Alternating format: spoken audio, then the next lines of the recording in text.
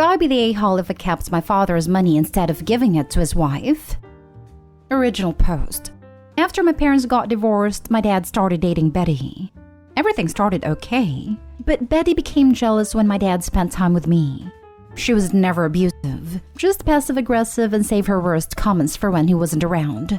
I learned I can't trust her, but I am polite to her. Betty has a son, Frank, who is very greedy. When she met my dad, Betty stopped giving him everything he wanted. In 2009, he and my dad had an argument that ended with then 40-year-old Frank punching my then 70-year-old dad. My dad died a few months ago.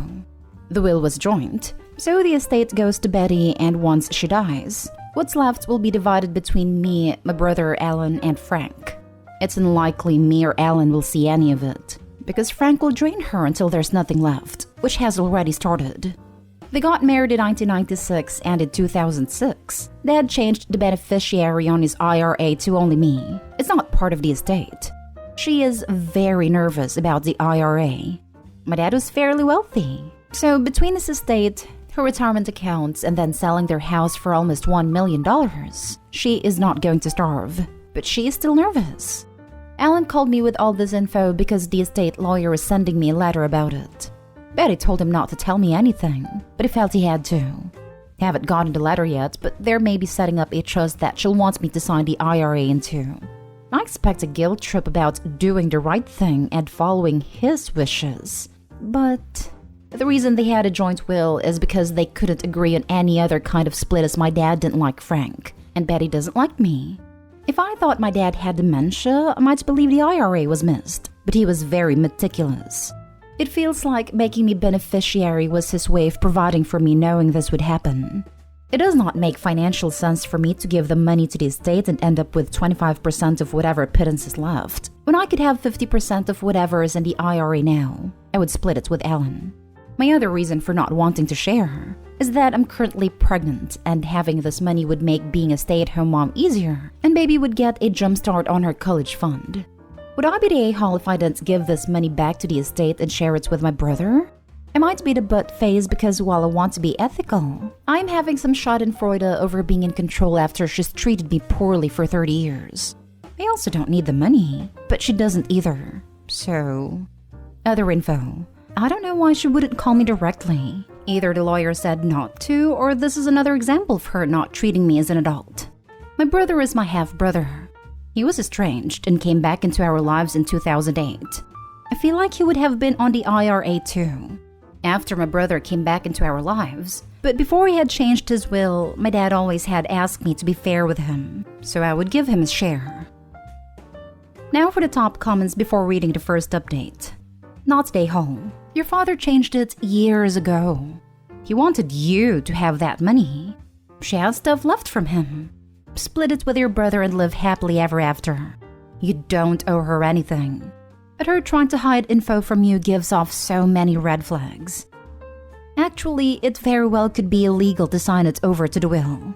There are rules about these things, and most won't be enforced unless it comes to the government's attention. But my grandfather actually wasn't particularly clear on some things, and if we'd reclaimed some things into his estate, it could have been viewed as tax evasion.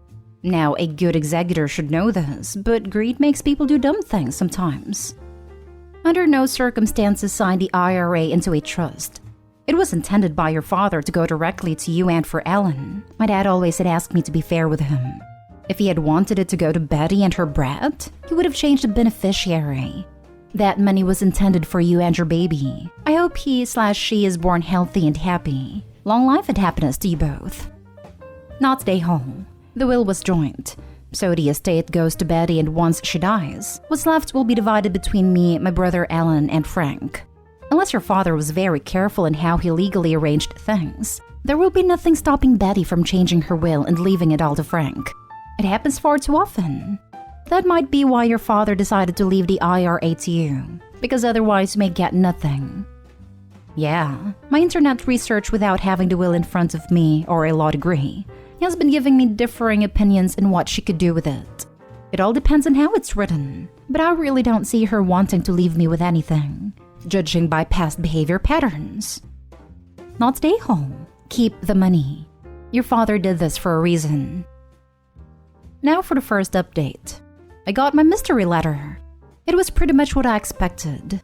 Basically, please give me the money because it's obvious that your dad thought this would be covered by the will. It demands for all the money to come to me, then filter down to you kids. Complete with a guilt-trippy paragraph about how they lived on their social security and withdrawing from their IRAs, and neither of them have a pension or other income.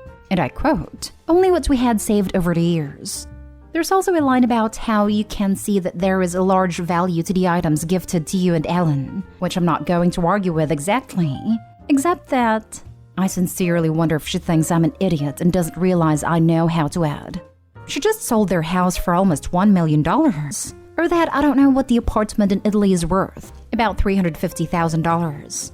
I find it very difficult to believe that my father didn't also have savings accounts / mutual funds, plus she's going to get widow survivor benefits in addition to her own benefits from Social Security. The items Alan and I were gifted come nowhere close to that. I think altogether, there is a car involved. We're divvying up maybe $100,000 worth of stuff. Maybe. If we can get a good price for the car. With just 2 sales, she could buy a house for $200,000 to $300,000 near her son and still have plenty to live on. But she seems to have her heart set on buying a house by the beach, which doesn't feel very much like my problem. From her letter, you'd think that this IRA has millions of dollars in it that she desperately needs to survive. But no. She tells me that it's worth about $55,000. That's 5% of just what she sold the house for. I genuinely think it's both pitiful and pathetic that she would just let it go. But I'm sure she has Frank whispering in her ear about making sure she gets everything she's entitled to. But now I do have a copy of the will. 2 things stand out from what she sent me. 1, the letter isn't on the lawyer's stationery, so there's been no official demand of any sort and I feel like it's unlikely that I'll get one. 2, nowhere in the will does it say that she couldn't just rewrite her will and give everything to Frank. Like I said in my last post, I don't trust her in the slightest. So I've contacted an estate lawyer so I can determine my next steps. Thanks for being here with me on this ride. I'll update again if there's anything more to say. She tells me that it's worth $55,000. Side-eyeing that one, it would be in her best interest to lie. It's good that he contacted an attorney to deal with her. And of course, when all is said and done, there's no reason you have to be in touch with her at all. You can let all communication go through the attorney. Not today, home. I would have reported her to the SSA, since you can't legally have more than $2,000 in the bank account. That is incorrect. Social Security payouts are based upon what you paid in during your work life. They are not need-based, they're not a form of welfare. It's completely irrelevant how much you have in the bank. You may be thinking of SSI, which is for disabled people and which is a needs-based thing. Thank you for being so sensible. I hate to see people get shafted in inheritance situations because they trust others to do the right thing later. Rarely does the right thing ever get done in the end. Now for the second update. There's not a whole lot to update on as for better or for worse. I haven't heard from my stepmother in months, but I suppose this is some sort of closure for people who care. About a week after I got the letter, she sent me a text message asking if I'd gotten the letter and if I'd made a decision. I said yes and no respectively. She hasn't contacted me since, so nothing since August. Since then, I've also had my baby 5 weeks early, so it's not like I have a lot of brain power to spend on her. I spoke with an estate attorney, and she confirmed that there's nothing legally my stepmother could do to get the IRA, so I was in the clear there. She also confirms that joint wills don't really exist anymore. So if my stepmother wanted to, she could just rewrite her will to exclude me, or me and Ellen, or whatever she wanted to do. This left me with the interesting problem of how do I get the money, considering I don't know where it was. And I don't really want to contact my stepmother and say, I am disinclined to acquiesce to your request, so tell me how to get my money. Because I felt like that would open up to a can of, I'm not going to tell you until you agree to sign it over to me. Luckily for me, the lawyer I spoke to was also the son of an old Italian man like my father. It mentioned that these old Italian men tend to pick a bank and never change. So I googled around for investment firms until I saw a name that rang a bell and I went, aha! Long story short, the IRA is now in my name. Had to take a disbursement for this year and sent half to Ellen. My stepmother has moved a couple of times, so I don't know her address to send my response letter to. And like I said, She hasn't contacted me since August, so I'm considering my hands washed of it unless she actually tries. So all's well that ends well for me. Alan, on the other hand, is still having to deal with her because of the estate. He's meeting with the estate lawyer tomorrow to get some questions answered, so I'll be interested in hearing what happens. One of the things she had mentioned to him is that she needs a car that my father left to Alan and I, appraised because of something, is worth over $5 million. The estate, I'm guessing, because there's no way the car is worth this much. She says there are tax implications, which doesn't make sense to me. But if she's really dealing with a $5 million estate, it's super extra petty that she was coming after me for $55,000. Now for the comments before the last update. Glad to hear that at least the IRA is in the right hands, and congrats on your baby. Hope you're both happy and healthy. Thank you. We both are doing just fine. Despite her being early, there was no NICU stay or any complications for me. Congrats on the baby. The estate tax exemption is currently $11.7 million per person, though I've heard that it might drop back down to the $3 million range. When someone dies, the widowed spouse can transfer their exemption to the surviving spouse. In other words, while it never hurts to get an appraisal when someone passes, I doubt it would end up having any tax implications. Thank you. That's what I thought I remembered from when my mom died. So the car would have to be worth $5 million on top of $6.7 million she would already have for there to be any tax issues, if I'm understanding correctly. The car was worth somewhere between $35,000 to $50,000, so no, probably not going to make a difference. It's also weird that she's focused on how much the car is worth, as if it will make a difference, and not the vintage farm equipment he left me, which is also only worth maybe $5,000 tops. Because, like, if we're appraising things, shouldn't we appraise everything? I find it telling that she saved all her hatred for you and not your brother. I'd say it's because I didn't grow up with her. He's 20 years older than I am, but she's also misogynistic anyway. It's one of those things that I feel like I can't explain to people, because on its own it doesn't mean much, but she treats me markedly differently when I have a man than when I don't. If I don't, she acts like I'm a little better than a child. Oh, and when she was asking about if I had made a decision, she asked if I had talked to my husband about it. I told him and his response was, "Why would you talk to me about it? It's not my money." I also find it weird that presumably she'd think my husband would respond with, "Oh yeah, definitely give her the money." So glad to hear you got that sorted, and congrats on your baby. My husband and I went through years of legal drama dealing with his mother's greedy ex-husband, and it was a nightmare that ended with the children getting sweet FA for what was left to them by their parents. So consider yourself lucky it's over with. And now for the last update. I'm not sure if I'm making this post for me or for you guys, but at least this is a chronicle of the issue in case anyone asks me about it later. After my last update, there was silence for a while. Then my stepmother sent me a Christmas card with another letter inside it, but I'm sure that particular irony was lost on her. In it, she explained what she was going to use the money for health insurance payments, but once again acting like this money is what's keeping her from the brink of starvation. This letter, however, had a return address, so I did what any red-blooded millennial would do, and Googled it.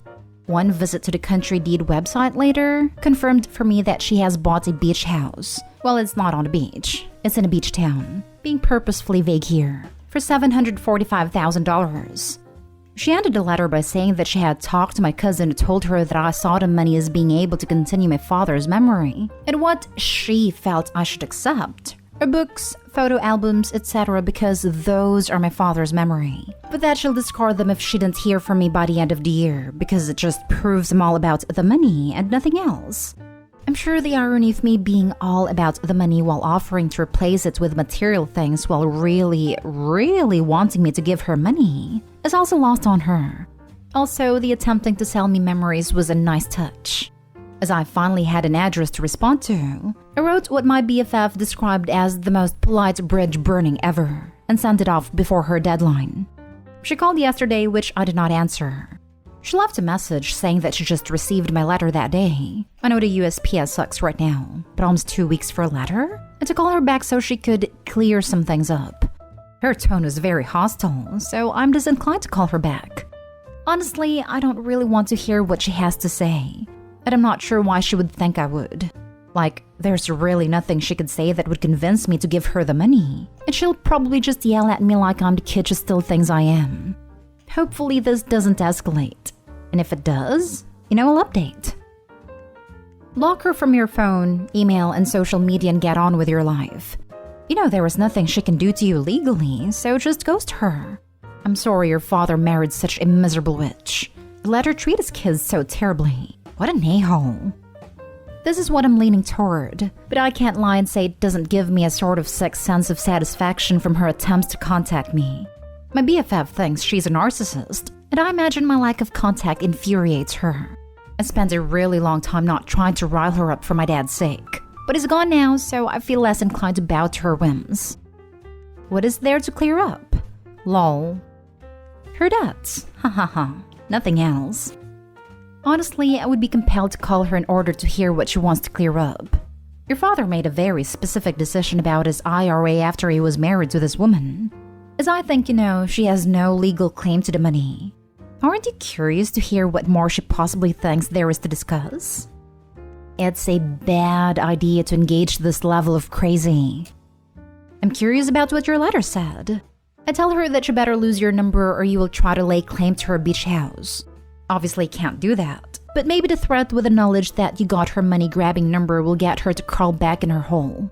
She's either pissing through the money, or she promised Sonny Boy the car and IRA, and thought you and your brother would just blindly sign everything over her.